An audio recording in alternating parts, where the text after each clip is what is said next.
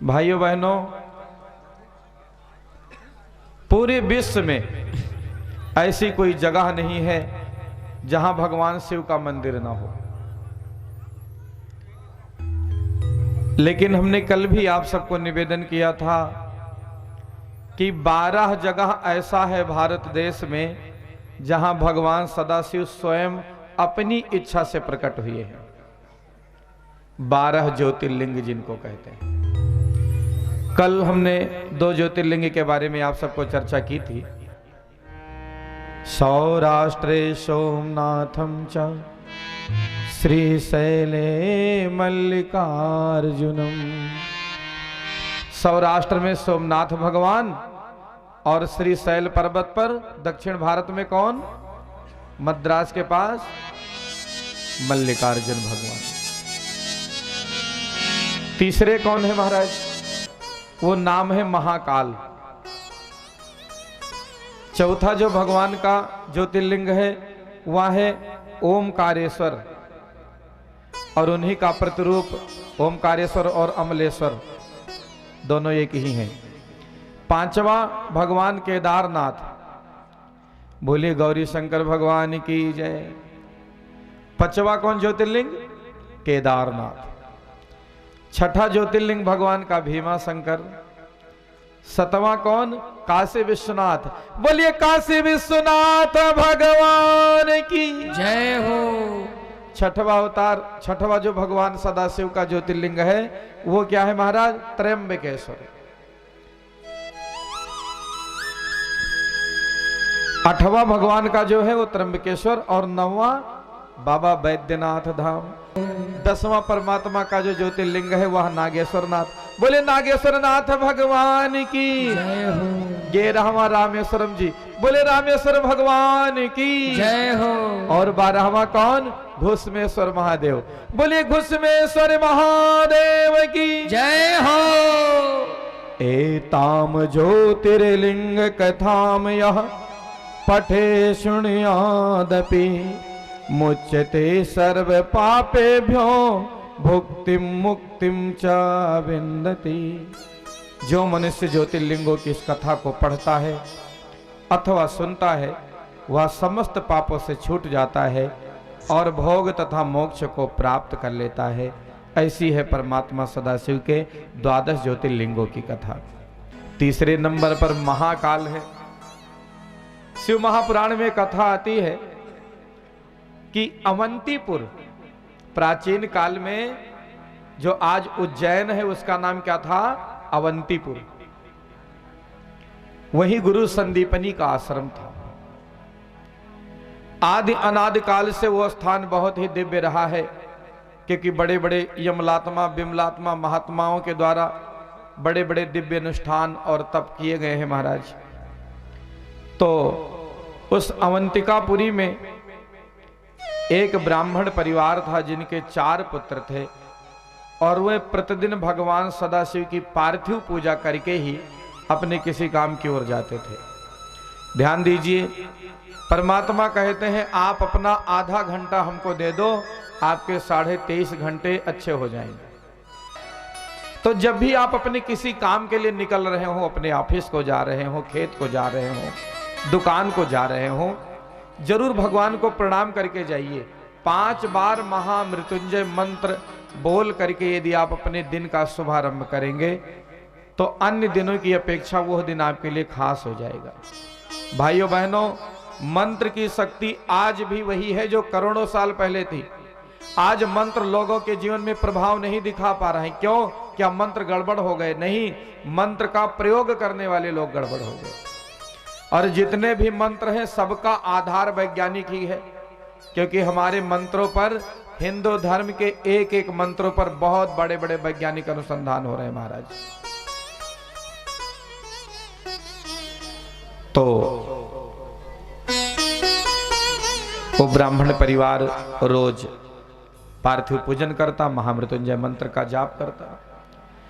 आप यदि पिता हैं तो केवल इतनी जिम्मेदारी नहीं है कि बेटों को पढ़ा लिखा दिया, उनको रोजी रोजगार दिलवा दिया, शादी विवाह कर दिया, बस जिम्मेदारी खत्म हो गई। पिता होने का अर्थ है कि आप उनको आर्थिक तौर पर पुष्ट बनाएं, अच्छी बात है, लेकिन उनका आध्यात्मिक पक्ष भी मजबूत करें, जिम्मेदारी है। भोलेनाथ को जल चढ़ाना बाप नहीं सिखाएगा, माँ नहीं सिखाएगी, तो क्या स्कूल वाले सिखाएंगे? बच्चा कुछ भी गलती करे तो लोग स्कूल वालों को दोष देने लगते हैं, यही सीखा है। अरे भाई, बच्चे स्कूल में तो केवल किताबी ज्ञान लेने जाते हैं, बाकी व्यावहारिक ज्ञान तो माता पिता से मिलेगा और उसे देने का प्रयास करना। मैं कहता हूं कि सनातन संस्कृति का सबसे ज्यादा सत्यानाश अगर किसी ने किया है तो कॉन्वेंट स्कूलों ने किया है। भगवान करे आपका लड़का खूब जाने, विश्व की सारी भाषाओं को जाने, लेकिन अपनी परंपरा को जाने। ये भोलेनाथ को जल चढ़ाना सामान्य काम नहीं है, इसके पीछे भी बहुत बड़ा वैज्ञानिक कारण है। और यदि मन को संतुष्टि शांति चाहिए, मैं तो आप सबको कई बार कह भी चुका हूं कि पश्चिम के देशों ने बहुत तरक्की कर ली है, भौतिकता की सीमा पार कर ली है, लेकिन वे दौड़े दौड़े आते हैं। जब हरिद्वार में हम अध्ययन कर रहे थे तो देखा कि बहुत सारे वेस्टर्न कल्चर वाले आए हैं, गंगा जी के किनारे पड़े हैं, आश्रमों में कीर्तन होता है, जान नहीं पाते हैं, फिर भी ताली बजा रहे, हरे रामा रामा रामा हरे। एक हमको मिला, बोला हशिशाइम हशिशाइम, तब हमको समझ नहीं आया क्या कह रहा है।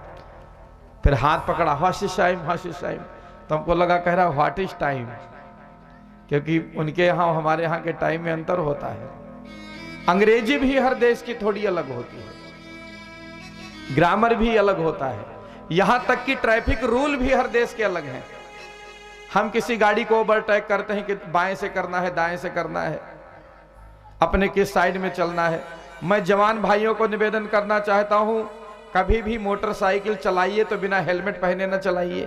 अब कान में वो कंसिट्टी खोस के चलाते हैं, जेब में मोबाइल और कान में ब्लूटूथ। अगर ज्यादा गाना सुन के मोबाइल चलाओगे तो जिंदगी ऐसी सत्यानाश होगी, जो मोबाइल चला रहे हैं जेब में रख ले, बाद में चलाएंगे। तो हर जगह मोबाइल चलाते चलाते, गाड़ी चलाते चलाते मोबाइल पर SMS चेक कर लेना, कितनी चैटिंग फाइटिंग हो गई। बहुतों को मैं देखता हूं मोटरसाइकिल पर लाइव चला देते हैं चलाते चलाते, कोई कार पर लाइव चला देता है, उसे उल्टे सीधे गाने बजाते हैं। अपने जिंदगी से क्या इतनी दुश्मनी है, इस विशेष रूप से ध्यान रखें। अगर नियम से चलेंगे लंबी जिंदगी जिएंगे। कहते हैं हेलमेट लगाएंगे तो हमको कौन पहचानेगा कि महंगी वाली गाड़ी निकल गया सामने से, तो जाने लोग चेहरा देखें, और वो गति हो जाएगी जब चेहरा पहचानने लायक नहीं रह जाएगा। नियम का पालन करें, अगर बिना नियम के कोई काम करेंगे तो गड़बड़ हो जाएगा महाराज। ऐसे ही हमारे जीवन का हर पक्ष नियम से होगा तो बात बनेगी। बोलिए गौरी शंकर भगवान की जय। तो पंडित जी स्वयं पार्थिव पूजन करते, महामृत्युंजय मंत्र का जाप करते और अपनी संतान को भी सिखाते महाराज, छोटे छोटे बच्चों को भी सिखाते। ज्ञान किसी उम्र का गुलाम नहीं है, बचपन से ही हमें आदत डालने का प्रयास करना चाहिए। और ध्यान दीजिए, अगर किसी बच्चे का दिमाग कमजोर हो, एक फार्मूला लेकर जाइए यहां से, बहुत तेज होगा दिमाग। आज से कुछ वर्ष पहले ये जब दवाई नहीं थी तो क्या लोग मूर्ख होते थे, स्मरण शक्ति तेज होती थी। आज बच्चे का पढ़ाई में मन न लगे, याददाश्त कमजोर हो जाए तो डॉक्टर साहब दवाई दे दो। अब याद बढ़ाने की भी दवाई देंगे डॉक्टर साहब। फिर तो डॉक्टर साहब ने कहा बाम बीटा दूध में डाल के पिलाओ। न जाने कौन कौन बीटा पिलाए, लेकिन बुद्धि नहीं बढ़ी। अरे बच्चे का मस्तिष्क विस्तार कराना है तो उसे गायत्री मंत्र सिखाइए और ज्ञान मुद्रा कराइए। देखिए मुद्रा विज्ञान दोनों हाथ को ऐसे करें, पालथी मार के बैठे, अपने बाएं घुटने पर इसको रखे, दाहिने हाथ को यहां लगाएं। 24 बार बच्चे को गायत्री मंत्र बुलवाइए, 21 दिन करवाइए। 22वें दिन वो किताब को एक बार पढ़ेगा, वो अपने आप सुनाने लगेगा। रटना नहीं पड़ेगा, रट्टू तोता नहीं बनाना पड़ेगा उसको। तो माता पिता सदाचार भी सिखाएं। उज्जैन में जो पंडित जी रहते थे स्वयं भी उपासना करते, अपनी संतान को भी सिखाते महाराज। और ध्यान रहे, यदि आप धर्म का मार्ग पकड़ोगे, सत्य का मार्ग पकड़ोगे तो परीक्षाएं बहुत होंगी। ध्यान दीजिए, आप 10 रुपए का मिट्टी का मटका खरीदते हैं तो बताइए, हाथ उंगली मार के देखते हैं कि नहीं कच्चा है कि पक्का? माताओं बहनों बोलो, चेक करते हैं कि नहीं? अरे हम 10 रुपए का मटका बिना चेक किए नहीं खरीदते, तो क्या परमात्मा हमको नहीं चेक करता है कि असली भक्ति है कि वो इसे चंदन लपेट के आ गया? वो भी ठोकते बजाते हैं, दुख देंगे, तकलीफ देंगे, जीवन में मुसीबत आएगा, कठिनाइयां आएंगी, फिर हम तो कहेंगे माला भी जपा, एकादशी व्रत भी किया, छोड़ो सब बेकार है। और ये नहीं सोचा कि अगर इसकी शरण ना ली होती तो प्राण जाने वाले थे। उसी पुण्य ने हमारी रक्षा करी है। और जैसे परीक्षा पार कर ले गए, फिर तो महाराज आओ जाओ घर तो हरे है। लेकिन परीक्षा तो देनी पड़ी, और परीक्षा में ज्यादा से ज्यादा लोग फेल हो जाते हैं। तो धर्म का मार्ग पकड़े हैं, कठिनाइयां आए उनको सहें, अपने आप को मजबूत बनाएं।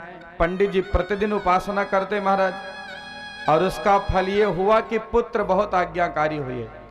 आज्ञाकारी औलाद पाना भी पिता की सबसे बड़ी सौभाग्य की बात है महाराज, क्योंकि पहला सुख जब निर्मल काया, दोसर सुख जब जेबिम माया, तीसर सुख जब पूत सपूत। कुछ लोग कहते हैं महाराज माया होगी तो सब होगा, नहीं होगा, कुछ भी नहीं होगा। पैसा ज्यादा होगा, आप अपने घर में अच्छा घर बनवा लोगे, एसी रूम डनल गद्दा कर दोगे, पर क्या पैसे से नींद आएगी? नहीं आएगी महाराज। पैसे से बढ़िया खाने पीने की चीज घर में ले आओगे, पर क्या भूख आएगा? नहीं आएगी महाराज। ये जो दवाइयां आती हैं भूख लगाने की, ये ज्यादा दिन काम नहीं करेंगी, नुकसान करना शुरू कर देंगी। तो साधन बढ़ेंगे पर साधना नहीं बढ़ेगी तो बात बनने वाली नहीं है महाराज। तो पहला सुख जब निर्मल काया, अरबों की संपत्ति है, आप रोगी हो तो विपत्ति ही है। इसलिए नाजायज धन किसी का गला काट के बटोरेंगे तो रोग बनकर शरीर में उबलेगा ही। कुछ लोगों ने बेईमानी नहीं किया फिर भी रोगी हैं, उन्होंने पूर्व जन्म में गड़बड़ किया था। तो कम से कम आज सुमिरन कर लो, बराबर हो जाए। तो मेरे कहने का तात्पर्य सिर्फ इतना है कि अपने सेहत को अच्छा रखें, और जिनका सेहत अच्छा है वो दुनिया का सबसे बड़ा सुखी आदमी है। फिर दोसर सुख जब जेब माया, तीसरा सुख जब पूत सपूत। यदि बेटा सपूत होगा तो भगवान का आशीर्वाद भी खूब आएगा। परिवार में एक सूत्रता होगी, संगठन होगा, तो देव शक्तियां अपना आशीर्वाद उलेट जाएंगे। और अगर विखंडन है महाराज, आपस में प्यार सहकार नहीं है, दूसरे से लगाव नहीं है, तो सब बिगड़ जाएगा महाराज। तो पंडित जी अपनी संतान के साथ खूब शिव जी की पूजा में मगन रहते, अपना काम करते। और उसी समय आप लोगों में यदि कोई महाकालेश्वर भगवान का दर्शन करने गए होंगे तो कुछ दूरी पर एक पर्वत है जिसका नाम है रत्नमाल पर्वत। रत्नमाल पर्वत पर एक राक्षस आया जिसका नाम दूषण। दूषण माने बुराइयों का भंडार।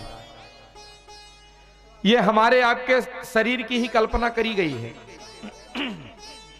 सुमति कुमति सबके उर रही, नाथ पुराण निगम अस कहीं। निगम माने वेद।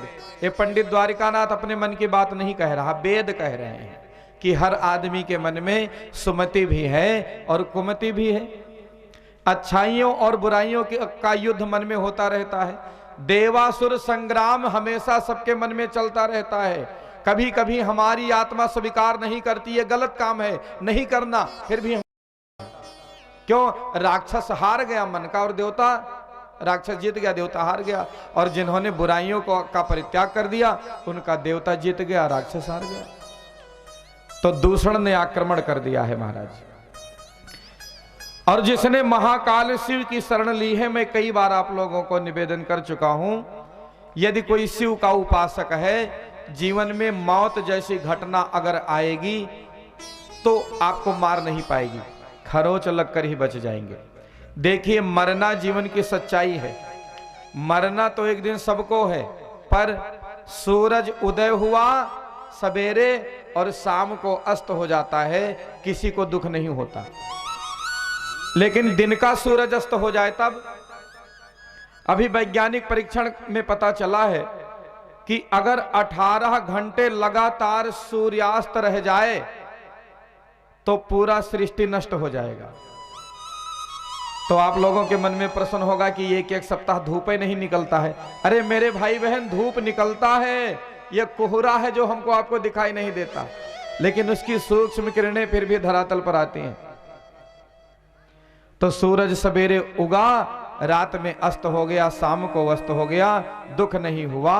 इसी प्रकार आदमी पैदा हो, बड़ा हो, जवान हो और बुजुर्ग हो, बूढ़ा हो करके मर जाए, किसी को दुख नहीं होगा।